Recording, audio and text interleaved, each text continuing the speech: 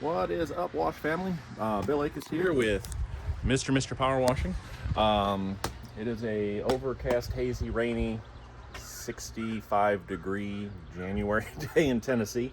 So usually by this time I've already put videos out of doing my trailer rebuilds and all that, but the weather's been so pleasant I've just been working. So we're getting to that point though where it's inevitable. It's going to be like a high of like 35 for a couple weeks. So getting ready to go through the trailer. However, this year I'm not going to do a full rebuild. I am going to keep the 7x14 enclosed build, but there are things I'm definitely going to change in there. I'm still going to pull everything out like I do every year, repaint, replace fittings, check valves, O-rings. There are a few things I'm going to rearrange in there, things I definitely don't like, and that's what this video is going to be about.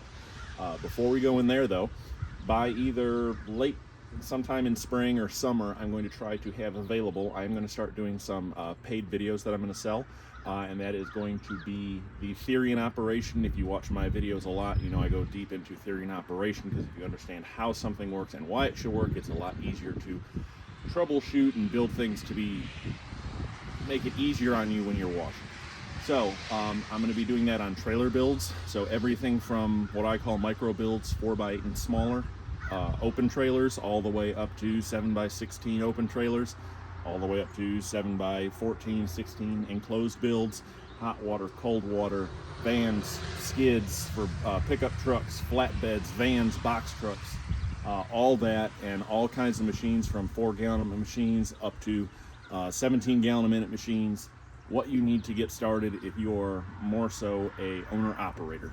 If you've already got an established business and crews, you know, you don't need to be as careful in how you start your business. So this is more towards the people starting out, people who are looking to be, like I am, owner-operators, functional for you, and that's about it. So you're making the best of your space for you to work, to be comfortable in. I'm going to some branding stuff on how to sell yourself, stuff like that. Not the typical guru thing. I'm not starting my own Facebook group. I'm not starting my own Facebook page. I'm not going to do a Patreon or any of that. No subscription things. It's going to be for whatever videos I do, bundles, whatever. It'll be a one-time buy price and it's yours. I haven't figured out all the logistics yet, but that is in the pipeline. It will be nice videos. It's not going to be me sitting in a computer chair and a webcam. It's going to be B-roll, production values. You will get layout diagrams. There's going to be a lot. I'll go more into that in other videos. But right now, let's take a look at my 2025 enclosed trailer. If you saw last year, this was a 7x14, and the V-nose was not included in that. So what do I like and what do I hate about it? First off, love having an enclosed setup. It's hazy and rainy right now.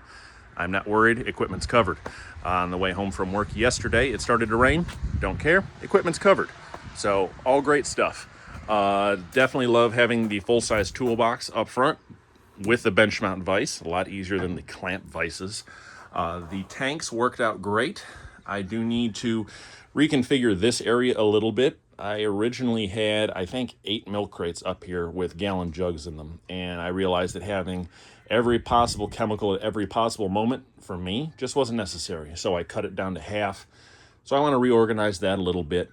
The surface cleaner works out real good here, and then I actually do have a full-size Mondo up here behind my hoses, so that works great.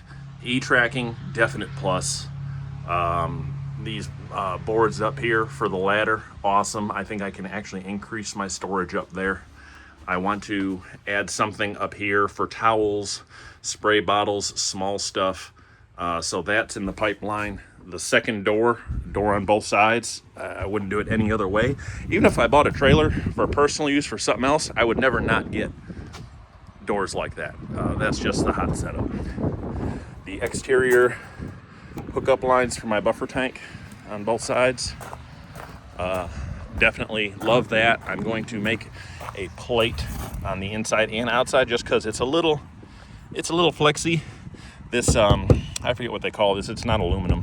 It's an aluminum composite core, but it doesn't ripple in the heat. But it's a little flimsy, so I'm definitely going to make something to stiffen that up. In the back, halfway through the year, sold my P40 because I never used it, honestly. I ended up getting a Zeus pump from Remco, from Absolute Chemical, and that took its place, and I see no need to go back.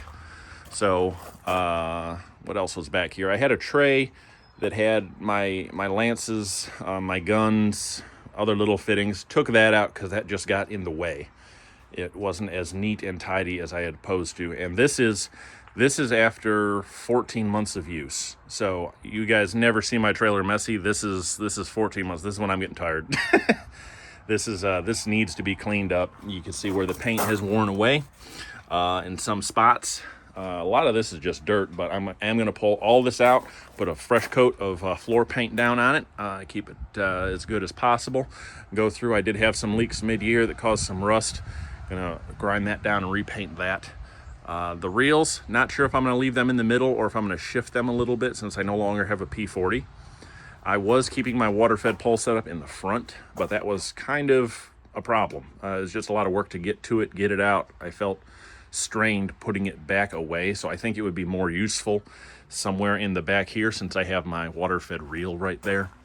I did get a couple more of these hooks to hang like my guns and my Float Pro on midway through the season. I like that. Probably going to do away with this board since this is now a simpler area and I no longer need to hide my bypass for my P40 since I don't have it. So this will probably be pushed closer to the wall. That'll free up a little more space over here. That's kind of where we're at. So it's not going to be, I'm not doing a complete rebuild. Everything is going to come out.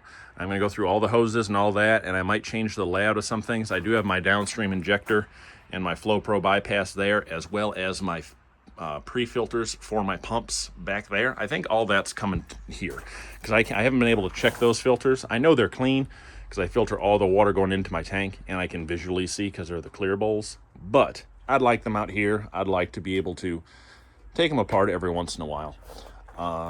So yeah, that's kind of where we're at. I am getting some stickers made this week to make the trailer match my truck. And I did have a caricature superhero logo that is suitable for someone calling themselves Mr. Mister that will be all across there. I am getting some signage for the inside of my doors for additional advertising when I am set up working. So that is where we're at. So probably it's, I got some projects going on in the shop right now, so it's probably gonna be at least a week before I start taking this apart. But when I do, I will do my videos as usual throughout the process. If you have any comments or questions, post them down below. Like, subscribe, hit the notification bell, especially if you are interested in any of those videos or consultation work. Message me on that stuff. The slow time of year is the easiest time to do it, but it's usually pretty easy for me to set an hour or two aside in the afternoons during the week. So once again, Bill with Mr. Power Washing signing out. Y'all have a good one.